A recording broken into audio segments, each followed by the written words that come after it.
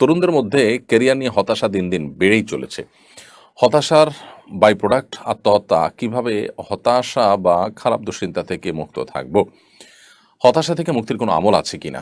ভাই জাহিদুল ইসলাম, হতাশা বেড়ে চলেছে, অথচ আমাদের সুখের উপকরণগুলোও দিন দিন আমাদের হাতের নাগালে আসছে এবং বৃদ্ধি পাচ্ছে। অর্থাৎ একদিকে আমরা দেখতে পাচ্ছি যে অবকাঠামোগত এবং অন্যান্য দিক থেকে উন্নতি অগ্রগতি হচ্ছে, আবার অপরদিকে মানুষের মধ্যে হতাশা এবং ডিপ্রেশনের পরিমাণও বাড়ছে। এর কারণ কি? এর অন্যতম প্রধান কারণ হলো মানুষের ভিতরে আখিরাতমুখিতা কমে যাওয়া। একজন মানুষ যখন আখিরাতমুখী থাকেন, একজন মানুষ যখন আখিরাতে বিশ্বাসী থাকেন, তখন হতাশা তাকে কোনো অবস্থাতে গ্রাস করতে পারে না। কারণ আল্লাহ সুবহানাহু ওয়া তাআলা বলেছেন, ওয়ালা ইয়াইআস মির রাউহিল্লাহি ইল্লাল কওমুল কাফিরুন। কোনো পরিস্থিতিতে আল্লাহর রহমতের আশা ছেড়ে দেওয়া, ডিপ্রেসড হয়ে যাওয়া, এটা কাফির ছাড়া কারোর সাথে মানায় না, কারোর সাথে যায় না এটা। অর্থাৎ ঈমানদারদের সাথে এটা শোভনীয় নয়। কারণ ঈমানদার তিনি তো সর্বাবস্থা আল্লাহর প্রতি ভরসা রাখবেন। তার যদি দুনিয়া সব শেষ হয়ে যায়, কিছু আসে জানা যে তার আখিরাতটা ঠিক থাকে। অতএব এটি দৃষ্টিভঙ্গির ব্যাপার। যার কাছে আখিরাতের কোনো মূল্য নেই, যার কাছে দুনিয়াই সবকিছু, তার দুনিয়ার কোনো কিছু যখন হাতছাড়া হয়ে যাবে, দুনিয়ার সবকিছুতে ব্যাটেবল হবে না, তখন সে ডিপ্রেসড হয়ে যাবে। আপনি দেখুন পশ্চিমা পৃথিবীতে, পশ্চিমা দুনিয়াতে বা পৃথিবীর উন্নত দেশগুলোতে তাদের উন্নতি অগ্রগতির যে প্যারামিটারগুলো আছে, সবগুলো প্যারামিটারে তারা এগিয়ে আছে। এরপরও তাদের মধ্যে সর্বস্তরের মানুষ, বিশেষ করে কিশোরদের মধ্যে পর্যন্ত ডিপ্রেশন এবং হতাশার পরিমাণ দিন দিন ভয়াবহ আকারে বেড়ে চলছে। আত্মহননের পথে পা বাড়ানোর সংখ্যা প্রতিনিয়ত তরতর করে বাড়ছে এবং ভয়াবহ আকার এবং রূপ ধারণ করছে। অনেক দেশে সরকার বাধ্য হয়ে আত্মহত্যার বৈধতা দিয়ে দিচ্ছে, যে কেউ চাইলে আত্মহত্যা করতে পারেন যথাযথ নিয়মে। তো এই যে ব্যাপারগুলো, এগুলো থেকে প্রমাণিত হয় যে আসলে জাগতিক যত উন্নতি হোক না কেন, এগুলো মানুষকে আসলে প্রকৃত অর্থে যে প্রশান্তি, মানসিক সুখ, সেটি আসলে দান করে না। আর মানসিক সুখ যদি না থাকে, তাহলে সুখের সমস্ত উপকরণ থেকেও আসলে দুই পয়সার কোনো মূল্য নেই। গোটা পৃথিবীর শান্তির পথে, মানসিক প্রশান্তির পথে আসার মূল মন্ত্রই হলো আল্লাহর প্রতি ঈমান, আখিরাতের প্রতি ঈমান। এবং আখিরাতের প্রতি ঈমান যত বেশি সুদৃঢ় থাকবে, আল্লাহর প্রতি ঈমান যত সুদৃঢ় থাকবে, হতাশা তত দ্রুততার সাথে মানুষ থেকে কেটে যাবে। অতএব ঈমানদারের কাছে ক্যারিয়ারের চাইতে গুরুত্বপূর্ণ তার আখিরাত। ঈমানদারের কাছে দুনিয়ার যে কোনো উন্নতি অগ্রগতির চাইতে অনেক বেশি গুরুত্বপূর্ণ তার আখিরাতের উন্নতি অগ্রগতি। অতএব সেই দৃষ্টিভঙ্গি যখন আমরা লালন করব বা সেই দৃষ্টি থেকে যখন আমরা বিবেচনা করব, তখন আমাদের কাছে হতাশা আর খুব একটা স্থান পাওয়ার কথা নয়। তারপরও নবী করিম সাল্লাল্লাহু আলাইহি সাল্লামের শেখানো দোয়া আমরা আমল করতে পারি যদি কখনো আমাদের কোনো ক্ষেত্রে দুশ্চিন্তা ঝেঁকে বসে। আল্লাহুম্মা ইন্নী আউযু বিকা মিনাল হাম্মি ওয়াল হাযান। আল্লাহ আপনার কাছে দুশ্চিন্তা এবং পেরেশানি থেকে আমরা পানা চাই, মুক্তি চাই, এগুলো যেন আমাদেরকে গ্রাস না করে। ওয়া আউযু বিকা মিনাল আজজি ওয়াল কাসাল। আপনার কাছে আমরা অক্ষমতা এবং অলসতা থেকে পানা চাই। ওয়া আউযু বিকা মিন গালাবাতিদ দাইনি ওয়া কাহরির রিজাল। এবং আপনার কাছে আমাদের ঋণের বোঝা ভারী হয়ে যাওয়া থেকে, কিংবা মানুষ আমাদের উপরে চড়াও হোক, এরকম কোনো পরিস্থিতি থেকে আমরা আপনার কাছে পানাহ চাই, মুক্তি চাই। এরকম তো আমরা পাঠ করতে পারি, আল্লাহুম্মা ইন্নী আউযু বিকা মিনাল হাম্মি ওয়াল হাযান ওয়া আউযু বিকা মিনাল আজজি ওয়াল কাসাল ওয়া আউযু বিকা মিন গালাবাতিদ দাইনি ওয়া কাহরির রিজাল। মনসুরুল হক আপনি লিখেছেন, শরীয়তপুরের জাজিরা উপজেলার পালেরচর ইউনিয়নের দড়িকান্দি উচ্চ বিদ্যালয় মাঠে আলাদা দুটি প্যান্ডেল করে ঈদের নামাজ আদায় করতে দেখা গেছে মুসল্লিদের। বংশগত দ্বন্দ্বের জেরে এই ঘটনা ঘটেছে। একই মাঠে একই সময় আলাদা সমাজের আলাদা ঈদের জামাত করা সম্পর্কে ইসলাম কি বলে? ইসলামী শরীয়তের দৃষ্টিকোণ থেকে অবশ্যই এটি একটি গর্হিত কাজ, গ্রহণযোগ্য কোনো কাজ নয়। এটি একটি নাজায়েজ কাজ হয়েছে। কারণ একই মাঠে একাধিক ঈদের জামাতের যে মূল স্পিরিট, জামাতের যে মূল লক্ষ্য উদ্দেশ্য, সেটাকে ব্যাহত করেছে। জামাত শব্দের অর্থই হলো একত্র করা। জামাতের উদ্দেশ্য যেহেতু মানুষকে একত্র করা, যদি কোনো জামাত মানুষকে আরো বিচ্ছিন্ন করে, তাহলে বুঝতে হবে যে সেটি জামাতের লক্ষ্য এবং উদ্দেশ্য, যেটি জামাতের সাথে সালাত আদায় করার যে আসল টার্গেট, সেটিকে স্পর্শ করতে পারেনি, বরং সেটি নষ্ট হয়েছে, যার কারণে কাজটি অন্যায়। আমাদের দেশে অনেক মসজিদ ভেঙে আরেকটা মসজিদ হয়। মসজিদ কর্তৃপক্ষের মধ্যে পারস্পরিক মনোমালিন্য হলে তারা আরেকটা মসজিদ করেন ভেঙে। এই কাজগুলো কখনো প্রশংসনীয় কাজ হয় না, বিশেষ করে যখন সেগুলো ব্যক্তিগত দ্বন্দ্ব থেকে হয়। ব্যক্তিগত দ্বন্দ্বটাকে শয়তান সেটাকে দিনী বিষয়ে পরিণত করে, যত দিনী বিষয় হোক না কেন। যদি এমন হয় যে কোনো মসজিদ কর্তৃপক্ষ শিরকে লিপ্ত হয়ে গেছেন, কুফরে আকবর লিপ্ত হয়ে গেছেন, ইসলামের গণ্ডিতে খারিজ হয়ে গেছেন, এরকম কিছু ঘটে গেছে, তাহলে সে ভিন্ন কথা। কিন্তু এরকম কিছু হয়নি।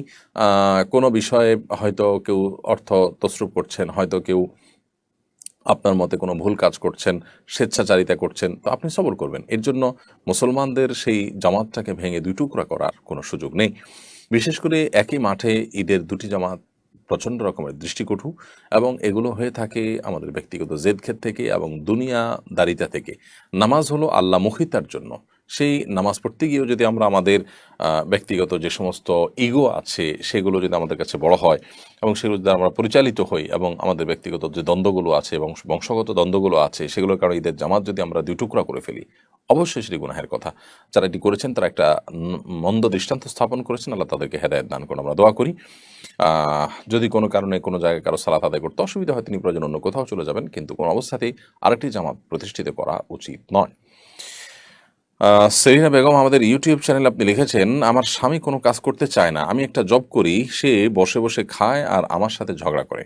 কোরআন সুন্নাহর আলোকে স্বামী স্ত্রীর পারস্পরিক দায়িত্ব অধিকার সম্পর্কে আলোচনা করবেন, আর এক্ষেত্রে আমার করণীয় কি পরামর্শ দিয়ে বাধিত করবেন। বোন সেলিনা বেগম, আপনি নিজে জব করছেন, যদি আপনি শরিয়ার সীমানার মধ্যে থেকে জব করে থাকেন তো সেটা আপনার জন্য তো জায়েজ আছে। স্বামী যেহেতু আপনার বক্তব্য অনুযায়ী জব করেন না এবং বসে বসে আপনার উপার্জন তিনি ভোগ করেন, তো শরিয়ার দৃষ্টিকোণ থেকে তিনি যে অন্যায় করছেন সেটা তিনি আলামত পরিষ্কার, কারণ তার কর্তব্য স্ত্রী হিসাবে আপনার ভরণ পোষণের ব্যবস্থা করা, সেটা তিনি আদায় করছেন না আপনার বক্তব্য অনুযায়ী, তাহলে তিনি অন্যায় করছেন।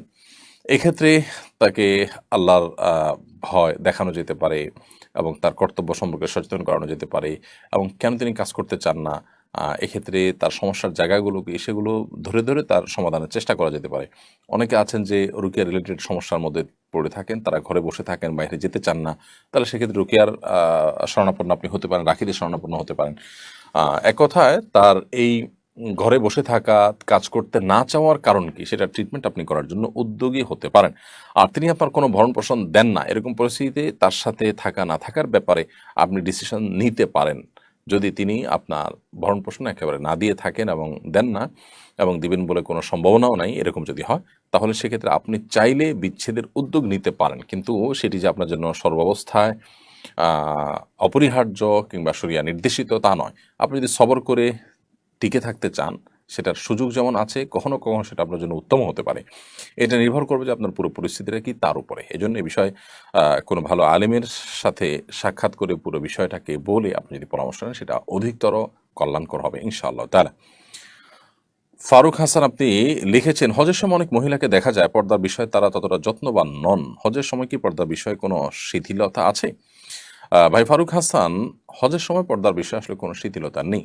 বাইরে বা অন্য সাধারণ সমাজ যেরকম পর্দার বিধান আমাদের জন্য প্রযোজ্য, হজের ক্ষেত্রে হাজী সাহেবদের জন্য পর্দার বিধান সমানভাবে প্রযোজ্য।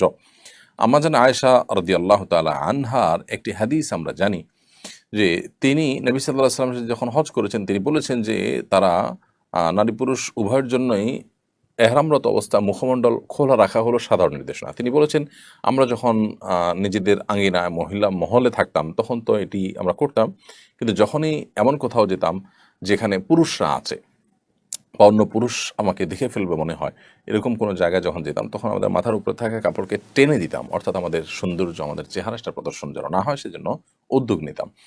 তো একইভাবে এই হাদিসের আলোকে বোঝা গেল যে আমাদের মা বোনদের হজের ক্ষেত্রেও পর্দার বিষয়ে দায়িত্বশীল থাকা উচিত। অনেক মা বোন বাইরে পর্দা করলে হজ বা ওমরা করতে গেলে তাদের দেখা যায় তারা পর্দা করার ব্যাপারে যত্নশীল নন, এটি খুবই গর্হিত একটি কাজ। আবার পুরুষ হাজী সাহেবরা অনেকে এই সুবাদে বা এই সুযোগে তারা চোখের জেনা করেন, আল্লাহ তাআলা মাফ করুন আমাদের সবাইকে। বিশেষ করে ভিনদেশি হাজী সাহেবরা যারা আছেন, অনেকে আছেন তারা আসলে পর্দা বিষয়ে তেমন বোঝেনই না। তারা হজ করতে এসেছেন, বিভিন্ন দেশ থেকে এসেছেন, সব জায়গায় মানুষের ধর্মীয় চিন্তা ভাবনা, ধর্মীয় তাদের যে বিধিবিধানগুলো মানার ক্ষেত্রে গুরুত্ব, এটার পরিমাণ সবার মধ্যে সমান নাই। তো কারোর মধ্যে সে ত্রুটি থাকার কারণে তারা হয়তো সেভাবে চলে আসছেন।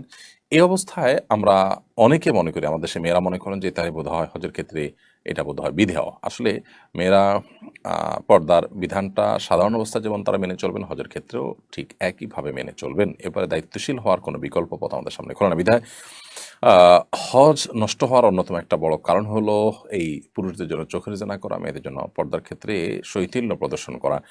আরাফাতের মতো জায়গায় অনেক সময় নারী পুরুষরা ঢলাঢলি করে একসাথে থাকছেন, একই তাঁবুতে থাকছেন এবং সেই তাঁবুর মাঝখানে কোনো পার্টিশন দিচ্ছেন না, পর্দার কোনো ব্যবস্থা করছেন না। খুবই দৃষ্টিকটু এবং হজ নষ্ট হওয়ার মতো একটি বিষয়। ঠিক একইভাবে ওয়াশরুমে, অজুখানায় দেখা যায় যে আপনার মিশ্রণ পর্যন্ত হয়ে যাচ্ছে। অনেক পুরুষরা আছে মহিলাদের টয়লেটের আশপাশে যাচ্ছে, সেখানে কথা বলছে, ঘোরাঘুরি করছে।